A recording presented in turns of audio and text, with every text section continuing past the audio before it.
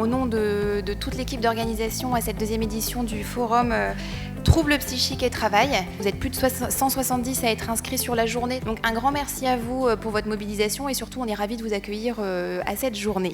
On est réunis ici dans l'agglomération d'Arras, notamment sur une catégorie de public, une catégorie de handicap, le handicap psychique. C'est un moment privilégié où on se réunit. Et finalement, on est venu ce matin et cet après-midi pour se ressourcer.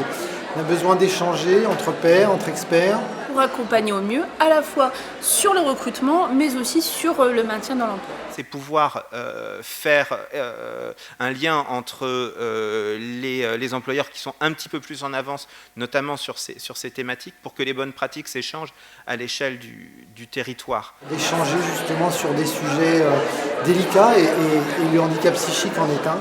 On le sait aussi, cette population a besoin, pour certaines typologies de handicap, que soit très largement contesté, abattu, réduit les idées reçues, les craintes fondées ou pas. On peut avoir des employeurs qui disent bah oui, non, là, le handicap psychique, ça peut être un peu compliqué.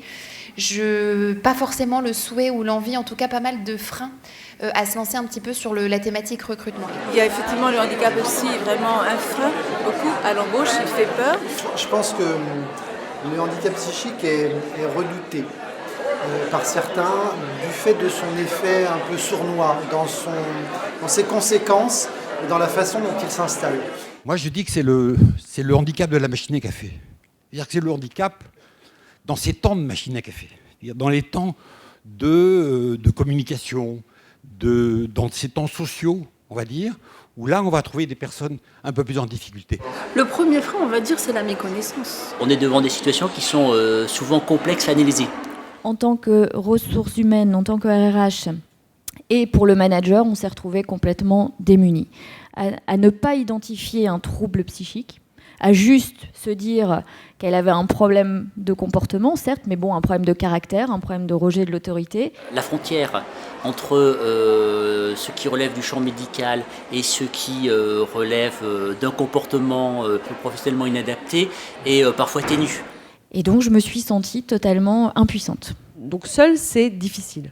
Même pour le médecin du travail, je trouve que c'est extrêmement difficile. Et donc, nous plaidons pour qu'il se constitue effectivement un réseau d'acteurs externes ou internes et pour travailler ensemble. Le rôle de tiers est vraiment très important. C'est-à-dire la mobilisation de professionnels aux spécialités complémentaires autour de situations individuelles qui ont chacune leur singularité. Le handicap psychique va solliciter une réflexion commune avec des aspects médicaux, des aspects psychologiques, des aspects justement liés aux contraintes et à l'exercice de l'activité, au management. Ce qui est très important chez nous, c'était le travail en pluridisciplinarité, donc une confiance, des échanges réguliers entre l'ARH, la médecine du travail. Les assistances sociales, les missions handicap, mais aussi les réseaux CREPSI. Il y a d'autres acteurs qui peuvent être mobilisés. Je crois que le relais avec le CMP ou avec le CRP, je pense que c'est des choses qui sont extrêmement importantes aussi à donner comme piste et que les employeurs ne restent pas seuls avec des situations extrêmement compliquées. Le rôle par rapport à l'équipe pluridisciplinaire d'un référent handicap, c'est surtout justement de faire le lien entre les différents acteurs du pôle santé notamment. Et c'est un petit peu aussi le rôle du médecin du travail d'essayer de mettre un lien entre les différents intervenants. Et le fait d'avoir différents interlocuteurs qui régulièrement reviennent, prennent en compte la situation de l'agent et puis lui font état de l'intérêt, par exemple, de travailler sur la reconnaissance auprès de la MDPH, je pense que c'est vraiment, vraiment important. Donc cette coopération, elle est vraie, elle existe, elle n'est pas lourde, c'est pas tous les jours, c'est pas tous les semaines, ça s'estompe au fur et à mesure. C'est très rassurant d'être conseillé, d'être encadré par une personne extérieure à l'entreprise. Tout le processus a conduit pour le collectif de travail et moi-même à avoir le mode d'emploi de cette salariée, savoir comment on devait travailler avec elle, dans quel cadre, quels étaient les comportements à adopter. Le simple fait de se réunir aujourd'hui et d'en parler est une manière justement de dédramatiser. Et c'est l'échange, justement comme on a vu ce matin avec les différentes situations, que l'on peut, ça peut nous interpeller et dire voilà, ben ça j'ai essayé, ça je n'ai pas essayé, et du coup c'est quelque chose que je peux mettre en place. L'important c'est l'échange et la communication et l'information. Et on dit oui à quoi? On dit oui à des choses, on dit oui à quoi? À l'apéro.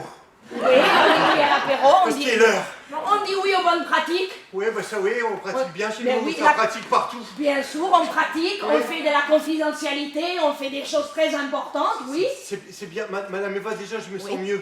C'est vrai? Oui, je sens que j'avais besoin d'une aide externe et... Une béquille externe. Oui. J'exprime votre béquille. Ah oui, pas un déambulateur, hein, une béquille. Une béquille, hein. Oui. C'est provisoire la béquille, bien sûr, hein.